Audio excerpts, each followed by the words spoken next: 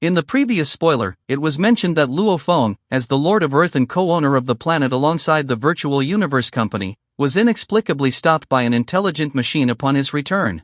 Enraged, Luo Feng unleashed his world power to destroy the machine on the spot and sternly warned the one responsible behind the scenes. However, King Jali, a descendant of a universe master and a conceited king immortal, was furious at Luo Feng's defiance. He believed Luo Feng was arrogant and reckless, daring to disregard his authority and act without knowing his place. Even though his peers advised him to let it go and reminding him that anyone capable of passing the World Master's heavenly mountain was almost destined to become a universe venerable and therefore deserved respect, King Jali still refused to accept it. He firmly believed that with his own strength, he could completely overwhelm Luo Feng. He even complained that the huge Axe Dojo had not acted decisively enough. If Luo Feng had been eliminated earlier and the ownership of Earth seized, how could such a beautiful planet have fallen into the hands of the natives? As the strongest immortal present, the King Ancestor Emperor, a peak king immortal, immediately spoke out to reprimand him. After all, the higher authorities had already issued a strict order forbidding any provocation of Luo Feng. When King Feng learned of King Jiali's behavior, he personally came to warn him. In his view, even though they were descendants of universe masters, they were but marginalized branches of their great lineages, otherwise, they wouldn't have been assigned to guard a group of civilians. Luo Feng, on the other hand, was the direct disciple of the primal Chaos City leader, someone they could never afford to offend. Yet in King Jiali's eyes, King Feng was merely siding with a fellow member of the Virtual Universe Company. He stubbornly refused to believe that a low-born native could ever truly ascend to the level of a universe venerable. After nearly 10,000 years apart, Luo Feng's family was overjoyed to welcome him home. During their warm reunion, Luo Feng quickly noticed a hint of displeasure in his son Luo Hai's expression. In fact, Luo Feng's two sons were very different in temperament. Luo Ping was steady and pragmatic, often assisting Su Xian in managing the family and the business, while Luo Hai, inspired by his father, admired martial cultivation and loved adventure, spending most of his time exploring the universe. With his exceptional resources and considerable talent, Luo Hai had already reached the world master level. To ensure his safety during his adventures, Su Xian even provided him with an immortal plant lifeform as protection. As long as Luo Hai avoided high-risk secret realms, he was in little danger. Moreover, given Luo Feng's exalted status in the Qianwu universe country, almost no power dared harbor ill intent toward his family. Luo Hai thus lived a carefree yet eventful life. However, among the strong ones of humanity's five great powers, and especially among the descendants of universe masters, arrogance was second nature. They considered themselves noble and superior, showing no respect to the Luo family. Having always been treated with courtesy, Luo Hai could not tolerate such humiliation. His anger was plain to see. When Luo Feng pressed him for details, he finally revealed that King Jali had deliberately detained him upon his return to Earth, claiming it was a misunderstanding only after humiliating him and then releasing him. As a result, since no actual casualties had occurred, the five great powers naturally had no reason to intervene. Especially during the 6,000 years of Luo Feng's absence, the situation had worsened dramatically. Even alien immigrants had begun openly disregarding regulations, crossing boundaries to bully Earth's native inhabitants. The weak Earthlings didn't dare resist, while those alien settlers could easily excuse their actions as mere jokes or attempts to make friends, evading all punishment. Compared to the life and death trials Luo Feng had faced in the wider universe, the humiliation endured by the Luo family seemed trivial to Su Xian and Luo Ping. They chose to remain silent, fearing that telling Luo Feng would distract him and disrupt his cultivation. Had Luo Hai not spoken up, Luo Feng would never have known that Earth's natives had long been suffering under oppression, and that the so-called treaty protecting them had long since become an empty formality. When Luo Feng's face darkened with fury, Su Xian tried her best to calm him down, urging restraint. In her eyes, and in Luo Ping's as well, since Luo Feng had passed the world master level primordial heavenly mountain, the arrogance of the alien immigrants had already waned compared to before. As long as they endured until Luo Feng became a supreme powerhouse, those aliens would naturally no longer dare to act recklessly. But to Luo Feng, oppression was oppression. No matter how slight, there is absolutely no reason to tolerate it. Of course, Luo Feng was not a reckless man. Even though he could easily kill the king immortals stationed in the solar system, that would only vent his anger, not solve the problem at its root. After all, even with his current might standing among the very top of the level of king immortals, there were still countless beings capable of erasing him with ease. Furthermore, the temple stationed within the solar system possessed teleportation channels directly linked to the headquarters of the five great powers, through which universe venerables and even universe masters could descend at any time. Against such forces, Luo Feng was not yet able to contend. If he were to rashly drive out or massacre the alien immigrants, what awaited him would be merciless judgment and potentially, the total annihilation of Earth's civilization. Unless he planned to take the planet and hide it forever within the Star Tower, such an act would only bring disaster. After careful thought, Luo Feng decided to seek help from the Primal Chaos City leader, leveraging his authority to intervene. To his surprise, the city leader agreed without the slightest hesitation. In his eyes, Luo Feng had faced countless perils on the extraterritorial battlefield without ever asking for aid, yet now, for the sake of his home and family, he finally did. A man so loyal and deeply bound by emotion was worth the tribe's full protection, for once treated with sincerity, he would surely repay his people with everything he had. Moreover, given that Luo Feng could easily slay ordinary Limit King immortals and only barely lose to someone like the King's Seven Swords, his standing in the Primal Chaos City leader's heart had risen immensely. Soon, an order was issued to the administrators of both the alien settlers and Earth's native inhabitants, strictly forbidding either side from crossing into the other's territory. Any violators would face death. King Jali received the command with resentment, believing the decree unfairly favored Earth's natives. Though it appeared balanced, it clearly targeted the alien settlers. After all, Earthlings would never dare provoke them. He even threatened to report the matter to Huge Axe Dojo, only to be openly mocked by King Feng, who told him flatly that the order came directly from the Primal Chaos City leader himself. Realizing the truth, King Jali was consumed by jealousy and hatred, but powerless to resist, he could only grit his teeth and submit. Just as King Jali was scheming how to exploit loopholes in the law, a powerful aura suddenly erupted from Earth. A massive thousand-vine star-eating grass shot skyward, its overwhelming presence spreading terror among the station guards and alien settlers alike. After all, as a plant-type lifeform, even one at the peak King Immortal level, its immense size and defensive power were enough to suppress, if not completely crush, most human Limit King Immortals. At the same time, Luo Feng released the star-eating grass and used his world power to shake heaven and earth, declaring the Virtual Universe Company's decree where anyone who violates this order will be executed on the spot by the star-eating grass.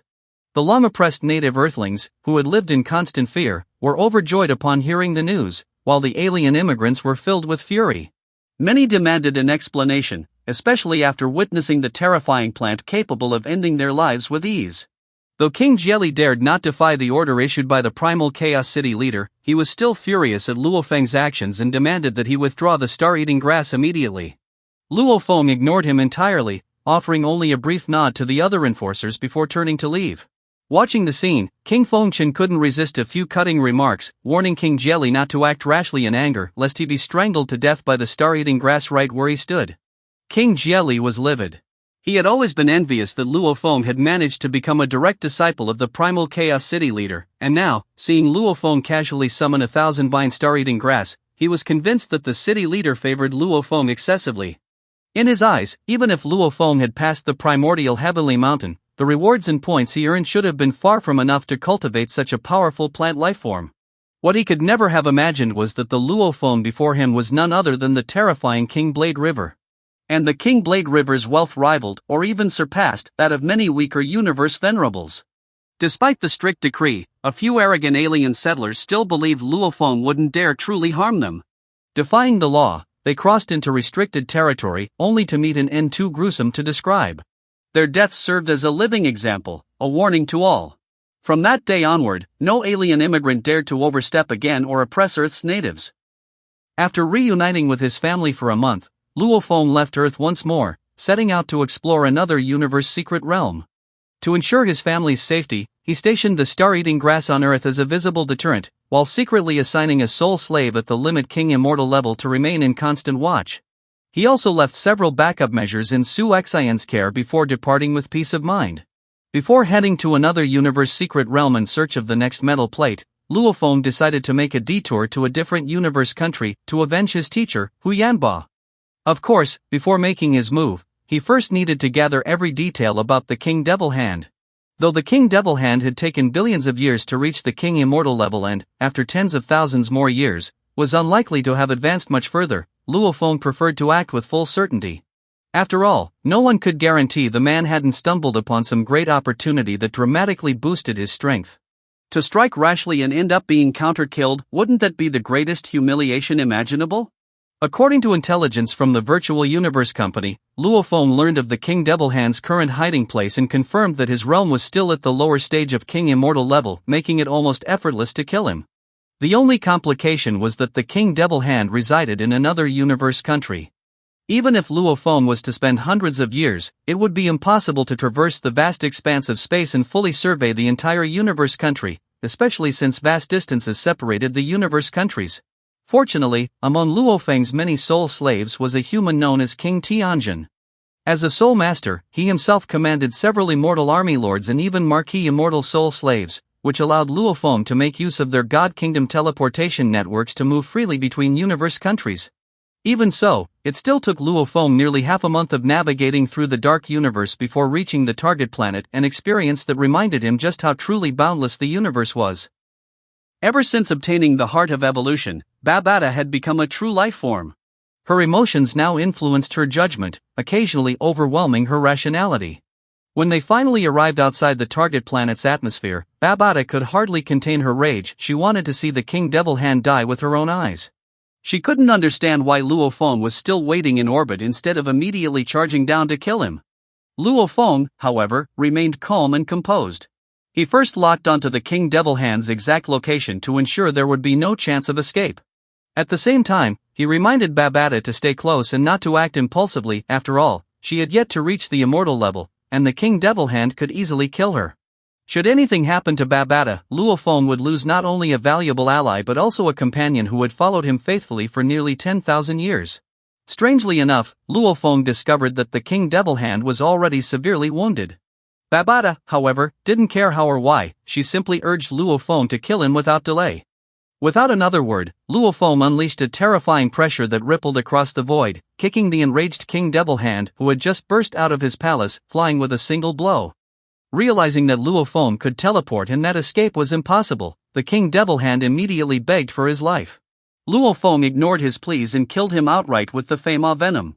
The moment the King Devilhand's body disintegrated, Babata's long-suppressed hatred finally found release. Yet, unbeknownst to Luo Feng, the King Devilhand had not truly perished. The truth was that ever since the Pinnacle Genius battle, he had already suspected that Luo Feng had some connection to Yanba. After the battle, Luo Feng was either in Primal Chaos City or deep within Universe Secret Realms, leaving the King Devilhand with no opportunity to strike and eliminate him. Later, when Luo Feng returned to the Qianwu Universe country as a supervisory envoy and even used the Yunemo spaceship once owned by Yanba, the King Devilhand's suspicions were confirmed where Luo Feng and Yanba were indeed related. The King Devilhand dared not gamble his life by trusting that Yanba had truly left behind no enemies. After all, given Luo Feng's status, he could easily summon powerful figures capable of effortlessly slaying the King Devilhand. In the end, the King Devilhand chose to split his divine body, leaving behind a weak fragment with only 40% of his original power, reduced to the level of an immortal army lord, within the human territories, while the other fragment escaped to a remote, hidden location. Unlike clones, he not only had to endure the pain of splitting his divine body, but neither of the two bodies could restore themselves by absorbing precious heavenly and earthly materials, or cosmic energy. Only when one fragment was completely destroyed could the other gradually recover to its peak state. After all, the ability to create a clone was a gift from the original universe. If cultivators could easily obtain clones by this method, then every cultivator would possess one. After slaying the King Devilhand, Luo Feng immediately set off for the target universe secret realm. Because the destination was extremely remote, even his soul slaves had never ventured there. Luo Feng had no choice but to personally pilot a spaceship, spending several years traversing the vast universe. Universe secret realms differ from those developed in modified universe countries. During the early evolution of the universe, they formed areas dangerous enough to annihilate immortals or even universe venerables, and some might even harbor naturally powerful and special life forms. Therefore, upon reaching the outskirts of the secret realm, Luo Feng dared not fly at full speed, fearing he might enter a deadly zone or disturb beings with extremely territorial instincts. It was precisely because of this caution that he encountered a group of universe pirates during his journey. Adventurers who generally move at sublight speeds are usually not very powerful and must proceed slowly. It was precisely because of this that this group of universe pirates grew greedy and attempted to ambush Luo Feng.